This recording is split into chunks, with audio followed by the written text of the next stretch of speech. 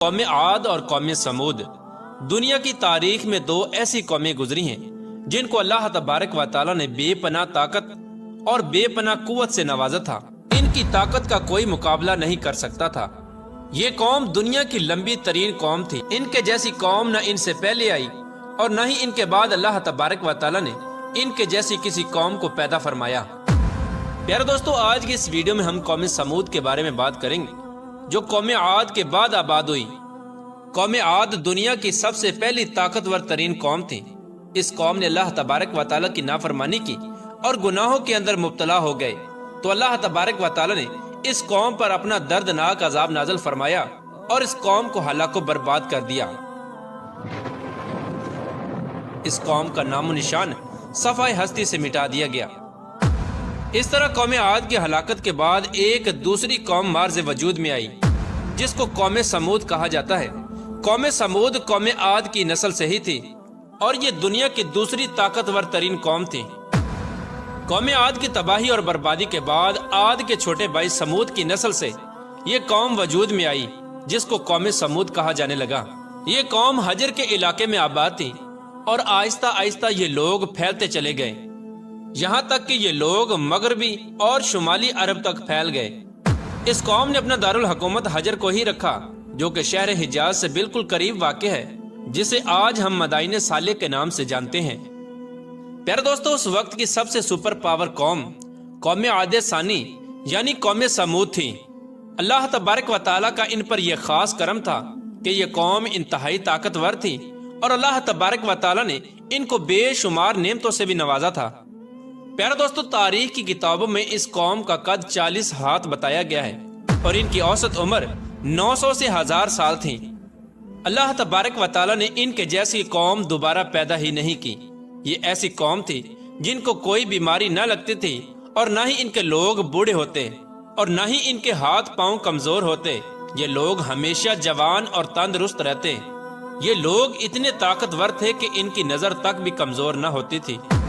پیارے دوستو، قوم سمود کی ایک نمایاں خوبی یہ بھی تھی کہ اگر قوم سمود کا کوئی مرد اپنی عورت کے ساتھ ایک مرتبہ ہم بستری کر لیتا تو وہ عورت ایک ہی بار میں حاملہ ہو جاتی۔ یہی وہ خوبی تھی جس کی وجہ سے یہ قوم عاد کی تباہی کے بعد قوم سمود کے نام سے ابھری اور جلد ہی دنیا کے اندر اپنا اثر و رسوخ پیدا کر لیا۔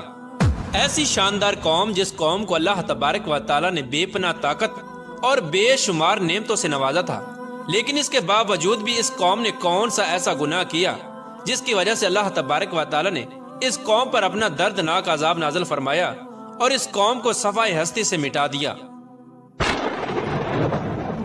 اور اس قوم کو رہتی دنیا کے لیے عبرت کا نشان بنا دیا۔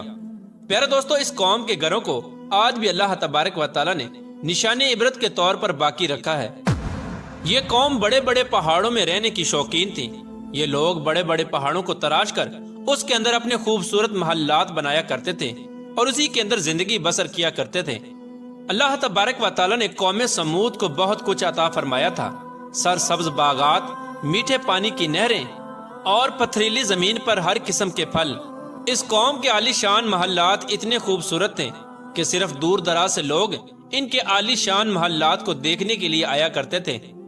پیارے دوستو، قوم سمود اپنے عالی شان محلات اور سرسبز و شاداب باغات اور خوبصورت مرغزاروں اور نعمتوں کی فراوانی کی وجہ سے یہ قوم غرور اور تکبر میں آ گئی اور سرکشی کے نشے میں دھت ہو کر اللہ تبارک و تعالیٰ کی نافرمانیاں کرنے لگے اور اللہ تبارک و تعالیٰ کی وحدانیت کو چھوڑ کر اپنے ہاتھوں سے تراشے ہوئے بتوں کی پوجا کرنے لگے۔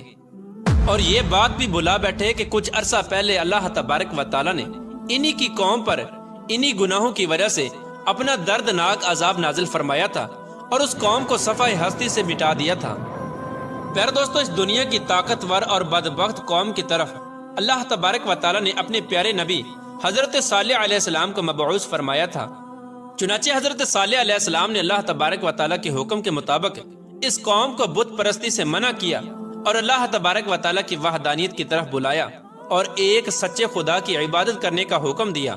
لیکن قوم کے سرداروں نے حضرت صالح علیہ السلام کو جھوٹا ثابت کرنے کے لیے ان سے معجزہ طلب کر لیا۔ اس قوم کے سردار حضرت صالح علیہ السلام سے کہنے لگے کہ آج تک جو بھی نبی آیا وہ اپنے ساتھ کوئی نہ کوئی معجزہ لے کر آیا، اگر تم اللہ تبارک و تعالیٰ کے سچے نبی ہو تو ہم کو معجزہ دکھاؤ۔ چنانچہ حضرت صالح علیہ السلام نے اس قوم کے سرداروں سے پوچھا کہ آپ لوگ کون سا معجزہ چاہتے ہو؟ تو اس وقت اس قوم کے سردار کہنے لگے، یہ جو سامنے چٹان ہے اس میں سے ایک ایسی اونٹنی نکل کر آئے جو گابن ہو اور آتے ہی بچے کو جنم دے دے، اور وہ ہم سب کے لیے دودھ دے، اور وہ دنیا کی خوبصورت ترین اونٹنی ہو، اور اس کے ساتھ ساتھ وہ اونٹنی ایسی ہو جس کا کوئی ماں باپ نہ ہو۔ چنانچہ حضرت صالح علیہ السلام نے ان سرداروں کی یہ بات سن کر اللہ تبارک و تعالیٰ کی بارگاہ میں یہ دعا کی، تو ان کے دیکھتے ہی دیکھتے سامنے پہاڑ میں سے ایک خوبصورت حاملہ اونٹنی نکل کر آئی، اور آتے ہی اس اونٹنی نے ایک حسین و جمیل بچے کو جنم دیا۔ اس وقت اس اونٹنی کے تھن دودھ سے بھرے ہوئے تھے، اور اس اونٹنی نے اتنا دودھ دیا کہ سب لوگوں نے پیٹ بھر کر دودھ پی لیا۔ اس کے باوجود بھی دودھ وافر مقدار میں موجود تھا۔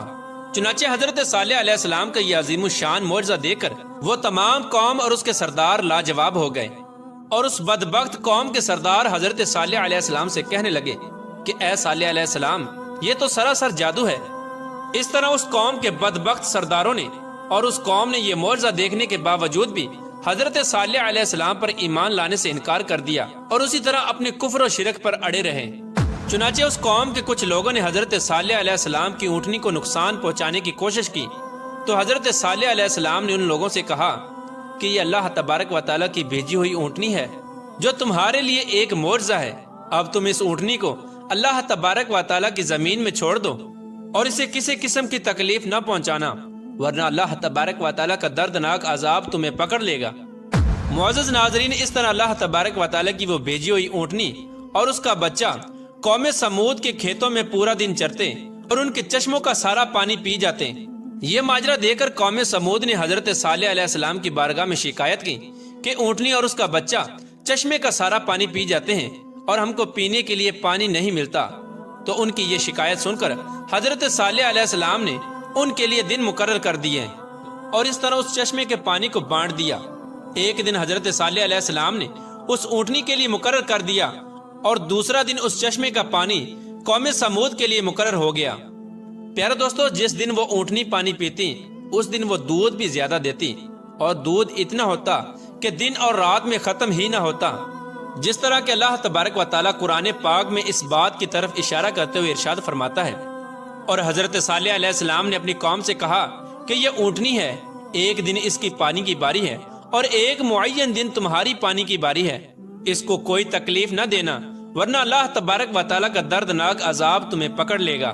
پیارے دوستو، اس طرح کچھ ہی دنوں بعد قوم سمود اس اونٹنی سے